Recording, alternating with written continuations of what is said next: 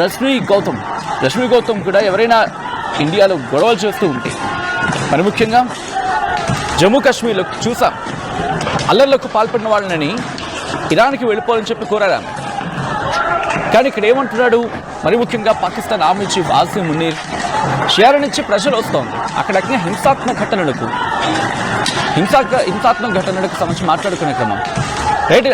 Pakistan army chief Asim Munir అసలు ఏమన్నాడో చూద్దాం. షియాలు కూడా కాస్త ఓకే నార్మలైజ్గా ఉంటుంది, సపోర్ట్ ఇస్తారనుకున్నారు. బట్ ఆ తర్వాత సపోర్ట్ ఇచ్చిన సందర్భం లేదు.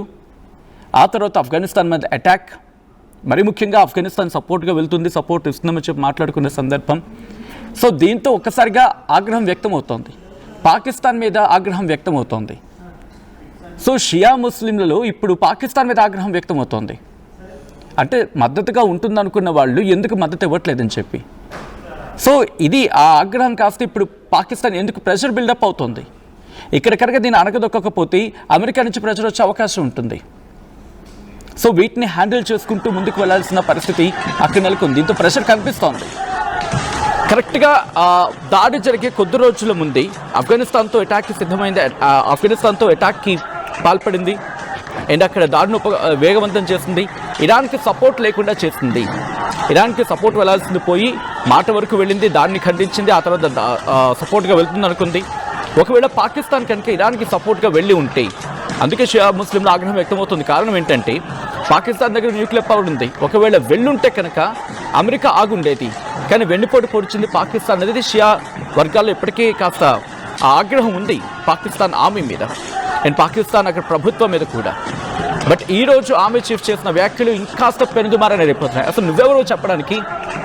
నీ దేశంలో 8 లక్షల మంది సైన్యం ఉంటే దాంట్లో 3 లక్షల మంది మేము ఉన్నాం, కీలక రంగాల్లో మేము ఉన్నాం, కీలకమైన నగరాల్లో మేము ఉన్నాము, మాకు పార్టీలు ఉన్నాయి, మేము అధ్యక్ష స్థానానికి ఎదిగాం. ఈరోజు మాకంటూ ఒక దేశం ఉందంటే అది ఇరానే కదా. మరి ఇరాన్ని కాపాడుకోవాల్సిన బాధ్యత మాకు లేదా? ఇరాన్కి దాడి జరిగితే మాట్లాడాల్సిన సందర్భం లేదా? నువ్వు సపోర్ట్ ఇవ్వకపోతే ఇవ్వకపోయావు. నీ దేశంగా నువ్వు సపోర్ట్ ఇస్తానన్న మధ్యలో విడిచిపెట్టావు, కానీ ఇవ్వకపోయావు. కనీసం మాకు నిరసన వ్యక్తం చేసే సందర్భం లేదా అని చెప్పి వాళ్ళు ఆగ్రహాన్ని వ్యక్తం చేశారు. సో దాని మీద ఇప్పుడు మండిపడుతుంది. ఒకసారి మీరు చూడొచ్చు పూర్తిగా ఏ స్థాయిలో అక్కడ ఆగ్రహం వ్యక్తం అవుతుంది అనేది. సో పూర్తిగా ఈ విజువల్స్ చూస్తే మీకు అర్థమవుతుంది. అక్కడ అమెరికన్ ఎంబసీ మీద దాడికి వెళ్ళే ప్రయత్నం జరిగినప్పుడు ఏకంగా వీరిని అక్కడ పోలీసులతో కొట్టించాడు ఆర్మీ చీఫ్ ఆసిమ్ మునీర్. ఆ రోజు పూర్తిగా అక్కడికి వెళ్ళిన షియా ముస్లిమ్స్ని టార్గెట్ చేశాడు. షియా ముస్లిమ్స్ దాడి చేయించాడు. ఏకంగా ఒకరు కాదు, ఇద్దరు కాదు, 100ల మంది అక్కడ చేరుకుంటే వాళ్ళ మీద దాడి చేయించాడు. సో ఇప్పుడు ఏమంటున్నాడు? ఇరాన్ వెళ్ళిపోండి అంటున్నాడు.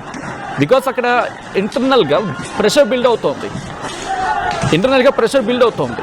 ఆ ప్రెషర్ని కంట్రోల్ చేయకపోతే కనుక అది మరింత ప్రమాదకరంగా మారే అవకాశం ఉంది. ఎందుకు?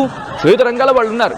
వాళ్ళ నుంచి ఇంకా గవర్నమెంట్ ప్రెషర్ పెరిగితే ఇటు అమెరికా నుంచి వచ్చిన ప్రెషర్ని హ్యాండిల్ చేయాలి, దాంతోపాటు ఇంటర్నల్గా ప్రెషర్ బిల్డప్ అయితే మళ్ళీ తన పోస్ట్కి డెసర్ అయ్యేది. సో ఆ ప్రెషర్ని ఈరోజు అక్కడ మాటలు వ్యక్తమవుతోంది పాకిస్తాన్ ఆర్మీ చీఫ్ ఆసిమ్ మునీర్ మాటల్లో. ఈ కథను మిమ్మల్ని కాస్త కలవరపరచచ్చు. అయితే మిమ్మల్ని కలవరపాటు గురి చేయడం ఆర్టీవీ ఉద్దేశం కాదు. కానీ ఇటువంటి కథనాలు చూసినప్పుడు కాస్త కలవరపాటు గురి అవకాశం ఉంటుంది. కాబట్టి దీనికి సంబంధించి తగిన జాగ్రత్తలు తీసుకోవాలని ఆర్టీవీ సూచించడం జరుగుతోంది. దిస్ ఈస్ ఆ డిస్టర్బింగ్ కాంటెంట్, వేరే డిస్క్రిప్షన్ ఈస్ హైలీ అడ్వైస్డ్. గతంలో కూడా రష్మి గౌతమ్ చేసిన వ్యాఖ్యలు ఏంటి? ఇక్కడిని ఎవరైనా ఆందోళన చేస్తే కనుక ఇక్కడి నుంచి వెళ్ళిపోండి అని చెప్పి. సో తన కాంటెక్స్ట్ వేరు, ఇక్కడ కాంటెక్స్ట్ వేరు. తనేమంటోంది, ఇక్కడ ఈ దేశం మీద విషం చిమ్మే మాటలు మాట్లాడో లేకపోతే విషం చిమ్మే ప్రయత్నాలు చేస్తూ అటువంటి సందర్భాలు వచ్చినప్పుడు ఇటువంటి వ్యాఖ్యలు చేస్తున్నారు. కాబట్టి కాంటెక్స్ట్ వేరే. ఎందుకంటే రష్మి అన్న మాటలు ఇక్కడ కంప్లీట్గా ఇరాన్లో మహిళలకు సంబంధించి మాట్లాడుతున్నారు అండ్ ఇక్కడ మహిళల గురించి మాట్లాడుతున్నారు. అక్కడ కాంటెక్స్ట్ వేరు, ఇక్కడ కాంటెక్స్ట్ వేరు కదా. ఇక్కడ ఎందుకు మీరు ఇంత ఆందోళన చేయడం? ఎవరికైనా నిరసన ఆందోళన చేసే హక్కు ఉంటుంది, బట్ సామరస్యంగా చేసేది వరకు.